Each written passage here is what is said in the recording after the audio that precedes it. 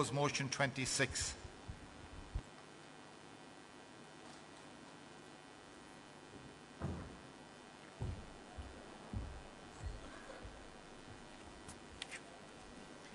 Thank you, Chairman. Delegates Pat Cody, John O'Leary Branch and Escorty. I'm here to address motion number 26, and as many of you will know, the landscape against which this motion was crafted has changed somewhat in the recent weeks, because when submitting the motion, the unions nor the government had no ambition, or there was nothing on the horizon for the talks to recommence regarding the public service difficulties. But that being said, what we have in the background now is a new set of proposals for an agreement that would bring us up to 2014. That's all we have, new proposals. So the thrust of the motion remains intact. But what we will be looking for is support for that which was lost by the attempts, or by the crude attempts of the government, by taking money out of hard-working public servants' pockets at Christmas in the budget. When, just before leaving Wexford today for the conference, I was sorting out some business in regard to the upcoming ballot and distributing information and meeting people and meeting members within the public service. And people are anxious to get as much information and to take it on board, because it's a lot to take on board, because so much happened so quickly when it looked to be heading for stalemate.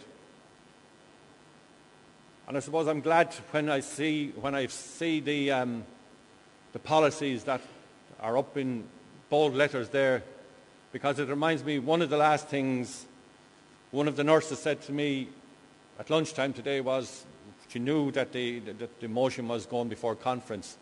She said, and I don't think she had seen the agenda, but she said, all we're looking for is fairness.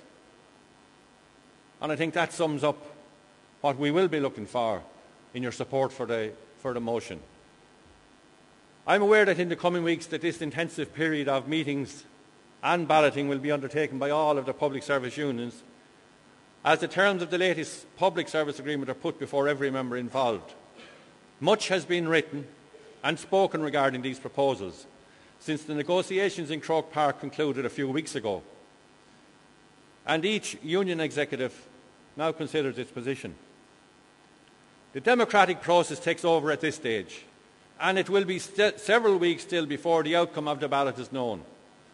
However, this motion seeks the support of confidence regarding what is the unfair attack on public sector pay inflicted by the government in the budget of December last. These cuts come on top of even further pay cuts under the guise of pension levy, which was a sleight of hand and an insult. This was imposed at the time that the final pay increase from the national agreement was withheld by the government. But even worse was to come as the talks were convened before Christmas, and just as an agreement seemed likely, this government reneged on their word and went ahead with the pay cuts, something which most employees in the public service were experiencing for the very first time in their working lives. While fully aware of the crisis in the economy, the public servants feel that they are being penalised for the wrongdoings and mismanagement of builders, developers and rogue bankers who line their pockets at the workers' expense. We are calling on conference to support our claim for reversal of the unfair pay cuts, even if that's over an extended period, and the restoration of full single rate for the CE scheme and participants, which must be addressed in the interest of fairness and equity. Public service workers face a choice in the upcoming ballot. Pat, can you conclude? Between the coming industrial campaign or pursuing continuing the industrial campaign or pursuing the union's objectives through the acceptance of the latest proposals as a medium-term strategy. The background against which these proposals must be examined is clearly the most serious economic crisis and collapse since the foundation of the state. And as a result, the cuts inflicted have hurt public servants and we have to insist that the cuts are eventually reversed. I urge you to support motion 26. Thank you. Thank you, Catherine.